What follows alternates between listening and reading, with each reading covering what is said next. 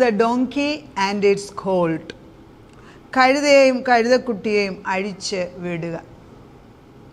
നമ്മൾ ഓശാന ഞായറാഴ്ച കുരുത്തോലയും ദൈവത്തിൻ്റെ സന്നിധിയിൽ വളരെ സന്തോഷത്തോടെ കടന്നു വന്ന് മണിക്കൂറുകളോളം ക്രിസ്തു ജീവിച്ചിരുന്ന കാലത്ത് ചെയ്തത് കഴിഞ്ഞ ഞായറാഴ്ച നമ്മൾ കണ്ടു കഴിഞ്ഞു. അപ്പോൾ ഈ ദൈവപുത്രൻ ചെയ്തതെല്ലാം നമ്മുടെ മുമ്പിൽ വരച്ച് കാണിച്ചേച്ച് നമ്മൾ ഇരിക്കുന്നവരാണ്. എന്നാൽ അത് കഴിഞ്ഞതോടെ അത് മറന്നു പോകുന്ന ഒരു സ്വഭാവം മനുഷ്യനുണ്ട്, പ്രത്യേകിച്ച് നല്ല കാര്യങ്ങൾ. അതുകൊണ്ടാണ് എപ്പോഴും ഓർപ്പിച്ചുകൊണ്ടിരിക്കണം ക്രിസ്തുവിൻ്റെ കാര്യങ്ങൾ. ആത്മാവിനെ എപ്പോഴും ഓർപ്പിച്ചുകൊണ്ടേയിരിക്കണം, അല്ലെങ്കിൽ മനുഷ്യന് വലിയ മറവിയാണ്. നമ്മൾ ജഡീക തലത്തിൽ ജീവിക്കുന്ന മക്കളാണ്. ഭൂമിയിലുള്ള സകലത്തെയും കണ്ടും കേട്ടും, അതായത് സെൻസസ് എന്ന് പറയും, നമ്മുടെ കാഴ്ച കൊണ്ട്, അല്ലെ കണ്ണ്, ചെവി, മൂക്ക്, ടച്ചിങ്, സ്മെല്ല്, ഈ 5 ഇന്ദ്രിയങ്ങളിൽ കൂടെ പ്രവർത്തിച്ചിട്ട് നമ്മളെ തന്നെ ഒരു ദൈവമാക്കി വെച്ചിരിക്കുകയാണ്. ഇതിൽ നിന്നൊന്ന് മാറ്റം വന്നിട്ട് നമ്മുടെ യഥാർത്ഥ അവസ്ഥ മനസ്സിലാക്കി യേശുക്രിസ്തുവിനെ രക്ഷിതാവായിട്ട് സ്വീകരിക്കുകയും, അതുപോലെ തന്നെ കെട്ടപ്പെട്ട അവസ്ഥയിലാണ് ഞാൻ, ഈ ഭൂമിയിൽ എന്തൊക്കെയുണ്ടെങ്കിലും കെട്ടപ്പെട്ട അവസ്ഥയിലാണെന്നുള്ള ബോധം വന്നാൽ, കർത്താവേ എന്നെ അഴിച്ചു വിടണമേ, എന്നെ നിനക്ക് വേണ്ടി എടുത്ത് ഉപയോഗിക്കണമേ എന്ന് പ്രാർത്ഥിക്കാൻ തുടങ്ങണം. ആ പ്രാർത്ഥനയോടുകൂടിയാണ് ഇന്ന് ഈ വചനം അയക്കുന്നത്. കഴുതയും കഴുതക്കുട്ടിയെയും അയക്കുക. കഴിഞ്ഞ ദിവസം പറഞ്ഞതുപോലെ 4 ഗോസ്പലിലും യേശുക്രിസ്തുവിൻ്റെ ഈ ട്രയംഫൽ എൻട്രി, അല്ലെങ്കിൽ കർത്താവിൻ്റെ വിജയയാത്ര, കർത്താവിൻ്റെ ഈ ഞായറാഴ്ചത്തെ പരിശുദ്ധാത്മാവിൽ നിറഞ്ഞുള്ള ശുശ്രൂഷ കണ്ടവരായ നമ്മൾ ഹോശാനയുടെ ദിവസം ദൈവത്തെ ദൈവമായിട്ട്, ഇപ്പോൾ ദൈവപുത്രനായ യേശുവിനെ ദൈവം തന്നെ ദാവീദ് പുത്രനായിട്ട് രാജാവായിട്ട് അയച്ചു എന്ന് മനുഷ്യൻ വിളിച്ചു പറയുമ്പോൾ അവൻ്റെ രാജ്യത്വത്തിന് സ്ഥിരതയുണ്ട്, അത് മാറ്റമില്ല. പക്ഷെ നമ്മൾ മറക്കുന്നു. അതുകൊണ്ടാണ് എന്തിനാണ് വീണ്ടും എല്ലാ വർഷവും ഇത് തന്നെയല്ലേ ചെയ്യുന്നത് നമ്മൾ ചിന്തിക്കും. But there is the power of the consistency. അതായത് ഈ ചില കാര്യങ്ങൾക്ക് മാറ്റമില്ല, അത് നമ്മൾ അറിഞ്ഞിരിക്കണം. ആ ഒരു ഉറപ്പില്ലെങ്കിൽ നമ്മൾ ഇരുട്ടിൽ നടക്കുന്നവരായി മാറും. രാവിലെ തോറും സൂര്യൻ എന്നും വന്നില്ലെങ്കിൽ നമ്മൾ ചുറ്റിപ്പോവും, ഇല്ലേ? മഞ്ഞും മഴയും അയക്കാമെന്ന് നിർത്താൻ വിത്തും വിതയും ഉണ്ടാകും. അതായത് നമുക്ക് തരുന്ന വിത്തുകൾ നമ്മൾ നിലത്തിട്ട് അത് കിളിപ്പിച്ച് അതിനെ ഹാർവെസ്റ്റ് ഇല്ലെങ്കിൽ നമ്മൾ ജീവിക്കത്തില്ല. അപ്പോൾ ഇതൊക്കെ ദൈവം നിയോഗിച്ച, ഉൽപ്പത്തിയിൽ ദൈവം തന്ന വാഗ്ദത്തമാണ്. മഞ്ഞും മഴയും വിളവും വിതയും ഇതെല്ലാം നമുക്ക് തരാമെന്ന് കർത്താവ് പറഞ്ഞിട്ട് അത് ഇന്നുവരെ മാറ്റം വന്നിട്ടില്ല. മനുഷ്യൻ എത്ര പാപം ചെയ്തിട്ടും ദൈവം നിയോഗിച്ച ചില അബ്സല്യൂട്ട് പ്രിൻസിപ്പിൾസ് അതുപോലെ നിൽക്കുന്നത് കൊണ്ടാണ് നമ്മളിന്ന് ജീവിക്കുന്നതെന്ന് ഓർക്കണം. നമ്മുടെ മിടുക്കൊണ്ടൊന്നുമല്ല. അപ്പം കർത്താവ് പറയുന്നത് ഈ മത്തായിയുടെ സുവിശേഷത്തിൽ 21:1-11 അതാണ് എന്നെ ഏറ്റവും വലുതായിട്ട് ടച്ച് ചെയ്ത്. കർത്താവ് 4 സുവിശേഷത്തിൽ എഴുതിയിട്ടുണ്ടെങ്കിലും കർത്താവിൻ്റെ ഈ യെരുശലേമിലേക്ക് വരിക, അതായത് യെരുശലേം ആലയത്തിലേക്ക് പെസഹായ്ക്ക് മുൻപ് യേശുക്രിസ്തു വന്നിരിക്കുകയാണ്. കർത്താവിനറിയാം ഇപ്രാവശ്യം പെസഹായിട്ട് ഞാൻ തന്നെയാണ്, ഈ കുഞ്ഞാടായിട്ട് മാറുന്നത് ഞാനാണെന്നറിയാം. വളരെ പ്രിപ്പയർഡായിട്ടും വളരെ കാൽക്കുലേറ്റീവായിട്ടുമാണ് കർത്താവ് വന്നിരിക്കുന്നത്. കർത്താവ് ഇങ്ങനെ വായിക്കുന്ന ആ ഭാഗം വായിക്കാം. അനന്തരം അവർ യെരുശലേമിനോട് സമീപിച്ച് ഒലിവ് മലയിലെ ബെത്ത് ഫഗയിൽ എത്തിയപ്പോൾ യേശു 2 ശിഷ്യന്മാരെ അയച്ചു, നിങ്ങൾക്കെതിരെയുള്ള ഗ്രാമത്തിൽ ചെല്ലുവിൻ, അവിടെ കെട്ടിയിരിക്കുന്ന ഒരു പെൺകഴുതയും അതിൻ്റെ കുട്ടിയെയും നിങ്ങൾ ഉടനെ കാണും, അവയെ അഴിച്ചു കൊണ്ടുവരുവിൻ. എന്ത് ക്ലിയറായിട്ടല്ലേ ഡയറക്ഷൻ കൊടുക്കുന്നത് കർത്താവ് തന്നെ. ഇത് നമ്മൾ വിചാരിക്കുന്ന നേരത്തെ നമ്മൾ അറേഞ്ച് ചെയ്ത്, അതൊന്നും ആവശ്യമില്ല. എല്ലാം അറിയുന്നവനും ഈ ഭൂമി ജീവിച്ചപ്പോൾ സകലതും വളരെ വ്യക്തമായിട്ട് എങ്ങനെ ചെയ്തെടുക്കണമെന്ന് പിതാവും പുത്രനും കൂടെ തീരുമാനിച്ച കാര്യങ്ങൾ തന്നെയാണ് നടന്നിരിക്കുന്നത്. അപ്പോൾ കഴുതക്കുട്ടിയും ഉണ്ടെന്ന് യേശു എങ്ങനെ അറിഞ്ഞു എന്ന് ചോദിച്ചാൽ ആത്മാവിന് ഇതൊന്നും മറിഞ്ഞിരിക്കുന്നില്ലല്ലോ. അത് അവിടെ ചെന്ന് ചോദിക്കാനൊന്നും പറയുന്നില്ല, അഴിച്ചുകൊണ്ട് വരിക എന്നേ പറയുന്നുള്ളൂ. അതാണ് നമുക്ക് ആവശ്യം ഇവിടെ. കർത്താവിന് പെൺകഴുതയും അതിൻ്റെ കുട്ടിയെയും നിങ്ങൾ ഉടനെ കാണും, അവയെ അഴിച്ചു കൊണ്ടുവരുവിൻ. നിങ്ങളോട് ആരാനും വല്ലതും പറഞ്ഞാൽ കർത്താവിന് ഇവയെ കൊണ്ട് ആവശ്യമുണ്ട് എന്ന് പറയുവിൻ, തൽക്ഷണം അവൻ അവയെ അയക്കും എന്ന് പറഞ്ഞു. സിയോൻ പുത്രിയോട്, ഇതാ നിൻ്റെ രാജാവ് സൗമ്യനായി കഴുതപ്പുറത്തും വാഹനമൃഗത്തിൻ്റെ കുട്ടിയുടെ പുറത്തും കയറി നിൻ്റെ അടുക്കൽ വരുന്നു എന്ന് പറഞ്ഞു. അത് കഴിഞ്ഞിട്ട് യേശു കടന്നു വരുന്ന യേശു അതിൻ്റെ കഴുതയും കുട്ടിയെയും കൊണ്ടുവന്നു തങ്ങളുടെ വസ്ത്രാവയുടെ വെച്ച് അവയിന്മേലിട്ടു, അവൻ അതിൽ കയറി. ഏതിലാന്ന് ഇവിടെ പറയുന്നില്ല. ചിലയിടത്തെന്നാൽ മറ്റു സുവിശേഷത്തിൽ കഴുതക്കുട്ടിയുടെ പുറത്താണ് കയറിയെന്ന് പറഞ്ഞു. നമുക്കതിനെക്കുറിച്ച് അങ്ങോട്ടും ഇങ്ങോട്ടും എങ്ങനെ ചിന്തിച്ചാലും പ്രശ്നമല്ല. അമ്മ വരുന്നിടത്ത് കഴുതയുടെ കുട്ടിയും വരും എന്നുള്ളതിന് സംശയമില്ല. അതെന്നെ ടച്ച് ചെയ്യാണ്. നമ്മൾ കെട്ടപ്പെട്ട അവസ്ഥ, നമ്മുടെ മക്കൾക്ക് വേണ്ടി നമ്മൾ കിടന്നുകൊണ്ട് പ്രാർത്ഥനയാണ്. അയ്യോ കർത്താവേ അവരെ രക്ഷിക്കണമേ, അവരുടെ ജീവിത രീതി ശരിയല്ല, അവരുടെ സ്വഭാവം ശരിയല്ല, അവരുടെ പോക്ക് ശരിയല്ല എന്നൊക്കെ നമ്മൾ വിളിച്ച് കരയുമ്പോൾ നമ്മളൊന്ന് മനസ്സിലാക്കണം, ഇത് എവിടുന്ന ഈ സ്വഭാവത്തിൻ്റെ ഒറിജിൻ? നമ്മളിൽ കൂടെ തന്നെയല്ലേ ഇതൊന്ന്. എൻ്റെ ഭർത്താവ് അവരുടെ അപ്പൻ്റെ അമ്മയും ആവുന്നത് നമ്മളിൽ നിന്നാണ് ഈ മക്കളിൽ സ്വഭാവം വന്നിരിക്കുന്നത്. The change that need to be happening this week, അതായത് ഈ ഒരാഴ്ച നമുക്ക് മാറ്റം വരേണ്ടത് നമ്മളിലുള്ള ചിന്താഗതി. നമുക്കൊരു പാപബോധം, ഒരു നീതിബോധം വരണം. കർത്താവേ, എൻ്റെ ബലഹീനത കൊണ്ടാണ് കുഞ്ഞുങ്ങളിൽ ഈ പിശാച് ഇത്രമാത്രം അവകാശം പറഞ്ഞ് നിൽക്കുന്നത് എങ്കിൽ ഞാനിതാ അനുതപിച്ച് നിൻ്റെ മുമ്പിൽ, ഞാൻ കെട്ടപ്പെട്ട അവസ്ഥയിലാണ് എന്ന് എനിക്ക് മനസ്സിലാക്കിയിരിക്കുന്നു. അത് ഞാൻ കെട്ടപ്പെട്ട കഴുതയാണെന്ന് മനസ്സിലാക്കുമ്പം കർത്താവ് ആളിനെ പറഞ്ഞു വിടും. എന്തൊരു ഭംഗിയല്ലേ! അതൊരു ചിന്തിച്ച് നമ്മൾ യേശു തന്നെ ഞാൻ കെട്ടപ്പെടുമ്പോൾ എൻ്റെ മക്കളും കെട്ടപ്പെട്ടു എന്ന് ഓർക്കണേ. അപ്പോൾ കർത്താവ് തന്നെ ഈ പ്രാവശ്യം അവരുടെ വീട്ടിൽ ചെല്ലുക. നീ അവിടെ ചെല്ലുമ്പോൾ ഒരു കഴുതക്കുട്ടിയെയും കാണും നീ. എന്നിട്ട് അതിനെ അഴിച്ചുകൊണ്ട് വരിക. അതിൻ്റെ ഉടമസ്ഥനോട് ചോദിച്ചിട്ട് അഴിക്കാനൊന്നും പറയുന്നില്ല.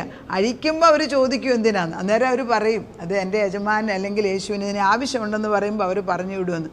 അത് കർത്താവിന് ഇവയെ കൊണ്ട് ആവശ്യമുണ്ട് എന്ന് പറയുവിൻ, തൽക്ഷണം അവൻ അവയെ അയക്കുമെന്ന് പറഞ്ഞു. ഇതാണ് നമുക്ക് ആവശ്യം. സിയോൻ പുത്രിയുടെ ഇതാ നിൻ്റെ രാജാവ് സൗമ്യനായി കഴുതപ്പുറത്തും വാഹനമൃഗത്തിൻ്റെ കുട്ടിയുടെ പുറത്തും കയറി നിൻ്റെ അടുക്കൽ. കഴുതക്കുട്ടിയുടെ പുറത്ത് കടന്നു വന്നിരിക്കുന്നത് സെക്കറിയ 9:9 അത് എഴുതിയിരിക്കുന്നത്. അത് വായിച്ച് കേൾപ്പിക്കാം. സെക്കറിയ 9:9. സിയോൻ പുത്രിയെ ഉല്ലസിച്ച് ഘോഷിച്ച് ആനന്ദിക്കുക. പഴയ നിയമമാണേ. യെരുശലേം പുത്രിയെ ആർപ്പിടുക. ഇതാ നിൻ്റെ രാജാവ് എഴുന്നള്ളുന്നു രാജാവ്, നിന്റെ രാജാവ് നിന്റെ അടുക്കൽ വരുന്നു. അവൻ നീതിമാനും ജയശാലിയും താഴ്മയുള്ളവനുമായി കഴുതപ്പുറത്തും കഴുതയുടെ കുട്ടിയായ ചെറു കഴുതപ്പുറത്തും കയറി വരുന്നു. അപ്പോൾ ഇവിടെ കഴുതയുടെ കുട്ടിയുടെ പുറത്തുനിന്നാണ് അവിടെ എഴുതിയിരിക്കുന്നത്. അപ്പോൾ നമുക്ക് മനസ്സിലായി. വേറെ മറ്റു സുവിശേഷത്തിൽ കഴുതയുടെ കുട്ടിയുടെ പുറത്തുനിന്നുമാണ് എഴുതിയിരിക്കുന്നത്. അപ്പോൾ അമ്മയും കുഞ്ഞിനെയും കൂടെ വേർതിരിക്കുന്നില്ല. ഇതാണ് നമ്മുടെ ദൈവത്തിൻ്റെ മഹത്വം. നമ്മൾ കെട്ടപ്പെട്ട അവസ്ഥയിലാണെങ്കിൽ, നമ്മുടെ കുഞ്ഞുങ്ങൾ കെട്ടപ്പെട്ട അവസ്ഥയിലാണെങ്കിൽ നമ്മൾ പ്രാർത്ഥിച്ചാൽ ദൈവം നമ്മുടെ പ്രാർത്ഥന കേട്ട് എന്നെ അമ്മയാകുന്ന കഴുതയെ അഴിച്ചു വിടുന്നു എങ്കിൽ അതിൻ്റെ കൂടെ അതിൻ്റെ കുഞ്ഞും കടന്നു വരും. കാണാം, മനസ്സുകൊണ്ട് അങ്ങനെ കാണും. ഭർത്താവ് അയക്കുകയാണ്. തൻ്റെ ദൂതൻ വന്ന് തൻ്റെ ശിഷ്യന്മാർ ആരെങ്കിലും ആയിക്കോട്ടെ, ദൈവം അയച്ച ആൾക്ക് അധികാരമുണ്ട്. അവർ വന്ന് അതിനെ അഴിച്ചു വിട്ടത് തന്നെയാണ്. ഇത് വർഷങ്ങൾക്ക് മുമ്പ് അമേരിക്കയിൽ എൻ്റെ മോള് പഠിക്കുന്ന സമയത്ത് ആത്മീയ ഗോളത്തിൽ പുറകോട്ട് പോയപ്പോൾ എനിക്ക് തന്ന വചനമാണിത്. ഞാൻ അന്ന് ദൈവത്തോട് വാഗ്ദത്തം ചെയ്തു, കർത്താവേ നീ അത് റിലീസ് ചെയ്ത്, അതായത് കഴുതയും കഴുതക്കുട്ടിയെയും കൂടെ വിട്ടു തന്നു എന്ന് വേദപുസ്തകത്തിൽ എഴുതിയിട്ടുണ്ടെങ്കിൽ അത് എനിക്കും കൂടെ അപ്ലിക്കബിൾ ആണ് എന്ന് ഞാൻ പറഞ്ഞു പ്രാർത്ഥിക്കാൻ തുടങ്ങിയതോടുകൂടി ആ ഏരിയയിൽ വിടുതൽ കിട്ടി. എത്രയോ വർഷങ്ങൾക്ക് മുമ്പ് ദൈവം തന്നതാണ്. അത് വീണ്ടും നമുക്കിപ്പോൾ ഓർപ്പിക്കുന്നതിൻ്റെ അർത്ഥം ആരുടെയെങ്കിലും നമ്മുടെ മറ്റു മക്കളുടെ മേലെ ഇതേപോലെ ബന്ധനങ്ങളുണ്ടെങ്കിൽ അഴിഞ്ഞു പോകട്ടെ, യേശുവിൻ നാമത്തിൽ മാറിപ്പോകട്ടെ എന്ന് തന്നെ വചനം അയക്കുന്നു. നമ്മളൊരു ഓർഡർ അയക്കുകയാണ്, order and edict from the living God. ഈ വചനം എപ്പോഴും കേൾക്കുക തന്നെയല്ല, വചനം പ്രവർത്തിക്കുന്നു എന്ന് പറയാനുള്ള ശക്തിയും കൂടെ നമ്മളിൽ നിന്ന് വരണം. അല്ലെങ്കിൽ ആരോട് മൈക്കിൽ കൂടെ ആരെങ്കിലും വിളിച്ചുകൊണ്ട് പറഞ്ഞതുകൊണ്ട് എനിക്കെന്ത് പ്രയോജനം? That's exactly the position. അപ്പോൾ എന്നെയും എൻ്റെ മക്കളെയും മരുമകളെയും മകനുമാകാം അഴിച്ചുവിടാൻ ദൈവത്തിൻ്റെ പരിശുദ്ധാത്മാവിനെ അയച്ചിരിക്കുകയാണ്. അത് ചെയ്യാൻ പറഞ്ഞവൻ വിശ്വസ്തനാണ്. അവൻ എൻ്റെ രാജാവാണ്. ഈ രാജാവ് എഴുന്നള്ളുന്നിടത്ത് രാജാവിൻ്റെ അധികാരമുണ്ടെന്ന് പറഞ്ഞു. അവൻ മുദ്ര ചെയ്താണ് പറഞ്ഞു വിട്ടിരിക്കുന്നത്. Release in the mighty name of Jesus Christ. കർത്താവിൻ്റെ പരിശുദ്ധാത്മാവ് എത്രയോ കുടുംബങ്ങളിൽ ഭാരപ്പെട്ട് വേദനിച്ചിരിക്കുന്നിടക്ക് നമ്മളോട് കർത്താവ് പറയുകയാണ്, നിങ്ങൾ എന്നെ രാജാവായിട്ട് കാണുന്നു എങ്കിൽ നിങ്ങളുടെ കെട്ടപ്പെട്ട അവസ്ഥയിൽ നിന്ന് വിടുവിക്കാനാണ്. നിന്നെ തന്നെയല്ല, നിൻ്റെ മക്കളെയും കൂടെ. അതാണല്ലോ നമ്മുടെ മെയിൻ, അമ്മമാരുടെ ഏറ്റവും വലിയ ഭാരം. മക്കളെ യേശുവിന്. നമ്മളീ പണം ഉണ്ടാക്കണം എന്നുള്ളതൊക്കെ പ്രാർത്ഥിക്കുന്നത് സെക്കൻഡറിയാണ്. ആദ്യത്തേത് നമ്മൾ ദൈവഭയത്തിലും ദൈവസ്നേഹത്തിലും കുഞ്ഞുങ്ങൾ വളരണം. അത് നമ്മൾ മുദ്ര ചെയ്യുകയാണ്, എന്നും മുദ്ര ചെയ്തുകൊണ്ട്. അതായത് കർത്താവ് പറയുന്നുണ്ട്, ജെറമയ പ്രവാചനകത്ത് പറയുന്നുണ്ട്, എനിക്കൊന്ന് 36-26 തോന്നുന്നു, പറയുന്നു, കല്ലുപോലുള്ള ഹൃദയം മാറ്റി ഞാൻ മാംസള ഹൃദയമാക്കും. കർത്താവിന് കല്ലുപോലുള്ള ഹൃദയം മാറ്റാനും മാംസള ഹൃദയമാക്കുവാനും നമ്മളോട് ദൈവത്തിന് കഴിയും. എസെക്കിയേലിലാന്ന് തോന്നുന്നു 36-26. അപ്പോൾ കർത്താവ് പറയുന്നത് ഈ കല്ല് പോലുള്ള ഹൃദയം ആയത് എങ്ങനെയാണ്? നിനക്ക് ശരിയായിട്ടുള്ള സത്യം മനസ്സിലാക്കാൻ സാധിക്കാൻ ഒക്കുന്നില്ല. അതുകൊണ്ട് എനിക്ക് മനസ്സലിവ് തോന്നിയിട്ട് ഞാൻ എസെക്കിയേൽ എന്ന് ഇംഗ്ലീഷിൽ പറയും. 36, ഞാൻ നിങ്ങൾക്ക് പുതിയൊരു ഹൃദയം തരും, പുതിയൊരാത്മാവിനെ ഞാൻ നിങ്ങളുടെ ഉള്ളിലാക്കും, കല്ലായുള്ള ഹൃദയം ഞാൻ നിങ്ങളുടെ ജഡത്തിൽ നിന്ന് നീക്കി മാംസമായുള്ള ഹൃദയം നിങ്ങൾക്ക് തരും. ഞാൻ എൻ്റെ ആത്മാവിനെ നിങ്ങളുടെ ഉള്ളിലാക്കി നിങ്ങളെ എൻ്റെ ചട്ടങ്ങളിൽ നടക്കുമാറാക്കും. എന്തിനാ? കർത്താവ് കഴുത കുട്ടിയെ എടുത്തുകൊണ്ട് പോയിട്ട് അയപ്പിച്ചു. എന്താണ് ചെയ്ത്? കർത്താവ് അതിന്മേൽ കയറി. He used him. അതാണ് നമുക്ക് ആവശ്യം. ദൈവമേ, നിനക്ക് വേണ്ടി, നിൻ്റെ രാജ്യത്തിന് വേണ്ടി, നിൻ്റെ മഹത്വത്തിന് വേണ്ടി നമ്മുടെ മക്കളെ എടുത്തുപയോഗിക്കണേ, നമ്മളെ എടുത്തുപയോഗിക്കണേ. ദിനം പ്രതി ദൈവത്തോട് അപേക്ഷിക്കുക. ദൈവം നമ്മുടെ പ്രാർത്ഥനകൾക്കും അനേക കുടുംബങ്ങൾക്ക് നമ്മൾ ഏതായാലും ഉപവസിക്കുകയും പ്രാർത്ഥിക്കുകയും ചെയ്യുന്ന ദിവസങ്ങളാണ്. 50 നോയമ്പിൽ ഒരു വിടുതലൂടെ കർത്താവ് ആത്മാവിന് നമുക്ക് തരട്ടെ. ആത്മാവിൻ്റെ വിടുതൽ, അതായത് ഈ ചങ്ങല ഇങ്ങനെ പൊട്ടുകയാണ്. നിനക്ക് മുമ്പായിട്ടുള്ള യെശയ്യാ 45:2 പറയുന്നത് പോലെ, ഞാൻ മുൻപേ പോയിട്ട് നിൻ്റെ ദുർഘടങ്ങളെ, ഇരുമ്പോടാമകളെ ഖണ്ഡിച്ച് ദുർഘടങ്ങളെ ഇല്ലാതാക്കി വഴി തുറന്നു തരുന്ന ഒരു ദൈവം ഇതാ ഇപ്രാവശ്യം കടന്നു വരുന്ന കഴുതപ്പുറത്ത്. പക്ഷേ ഇവൻ മഹാരാജാവാണ്, രാജാതിരാജാവാണ്, സർവശക്തനായ ദൈവം നമ്മുടെ രക്ഷകനാണ്. അതുകൊണ്ട് എന്ത് പദവി നമുക്ക് വേണം? ഇനി നമ്മൾ ഇടത്തും വലുതൊന്നും നോക്കാതെ അങ്ങോട്ട് തന്നെ കയറിച്ചല്ല. നമുക്ക് ഈ ഒരാഴ്ച വരുന്ന ഈ ഒരാഴ്ച മുഴുവനും വിടുതലിൻ്റേതായിട്ട് ദൈവം പ്രഖ്യാപിക്കുന്നു. കർത്താവിൻ്റെ വിശ്വസ്തത ഒരിക്കലും മാറത്തില്ല. നമുക്കത് പ്രാപിച്ചെടുക്കാം.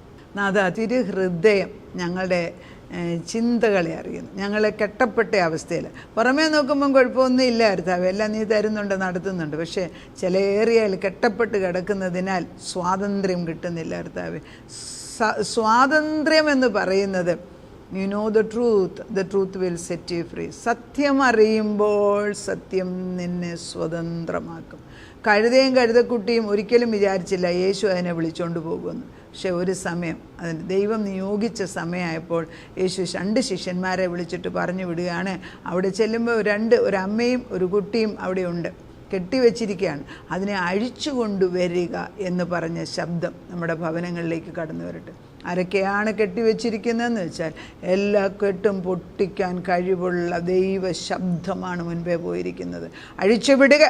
കർത്താവിന്, എൻ്റെ ദൈവത്തിന് ഇവനെ കൊണ്ട് ആവശ്യമുണ്ട്, ഈ മകളെ കൊണ്ട് ആവശ്യമുണ്ട്, ഈ മകനെ കൊണ്ട് ആവശ്യമുണ്ട്. കർത്താവേ, ഈ കുഞ്ഞുങ്ങളെ നിൻ്റെ സന്നിധിയിൽ, നമ്മളെ നിൻ്റെ സന്നിധിയിൽ കൊണ്ടുവച്ച് നിനക്ക് ഉപയോഗമുള്ള കഴുതകളാക്കി മാറ്റുന്നതിന് നന്ദിയോടെ സ്തോത്രം. പരിശുദ്ധനായ ദൈവത്തിൻ്റെ ആത്മാവ് പ്രവർത്തിച്ചു തുടങ്ങിയിരിക്കുന്നതിനാലും അവിടുന്ന് തുടങ്ങിയ പ്രവൃത്തി പൂർത്തീകരിക്കാനും വിശ്വസ്തനാകിയാൽ ഞങ്ങൾ നിന്നെ സ്തുതിക്കുന്നു. ഒരാഴ്ച ഈ ഒരേ വിഷയം ധ്യാനിച്ചുകൊണ്ട് കർത്താവ് കെട്ടപ്പെട്ട അവസ്ഥയിൽ നിങ്ങൾക്ക് വിടുതൽ തന്നിരിക്കുന്നു എന്ന് വിശ്വസിച്ച് ഒരു വലിയ ഈസ്റ്റർ അല്ലെങ്കിൽ ഒരു വലിയ ഉയർപ്പിൻ്റെ സന്തോഷം ഞങ്ങളുടെ മുൻപിൽ കണ്ടുകൊണ്ട് ഞങ്ങൾ പ്രാർത്ഥിക്കുന്നു. അതേ, മുൻപിൽ വെച്ചിരിക്കുന്ന ഈ മഹത്വരമായ ഈ വലിയ കർത്താവ്, നിൻ്റെ സാന്നിധ്യം കണ്ടിട്ട് ഇപ്പോഴുള്ള ലഘുവായ കഷ്ടം ഒന്നുമില്ല എന്ന് വിചാരിച്ച് നിന്നിൽ സന്തോഷിപ്പാൻ ഞങ്ങളെ പഠിപ്പിച്ചാട്ട്. പ്രാർത്ഥന കേട്ട് ഉത്തരം തന്ന ദൈവത്തിന് നന്ദി. യേശു ക്രിസ്തുവിൻ്റെ പൊന്നുനാമത്തിൽ തന്നെ.